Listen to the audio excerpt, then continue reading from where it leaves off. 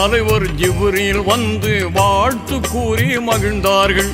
நரபலி நோக்கம் நாயனுக்கில்லை, நபியே உணர்வீர் என்றார்கள். நல்லது செய்தீர், நன்மை பெற்றீர், சரித்திரம் வளர வழிவகுத்தீர். சொர்க்கம் வளர்ந்த ஆட்டை தந்து சோபனம் கூறி சென்றார்கள்.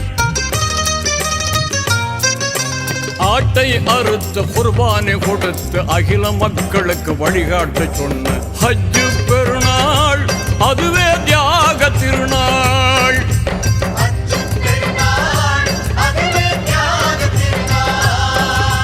ஹஜ் பெருநாள் வந்த சரித்திரம் கேளுங்கள்.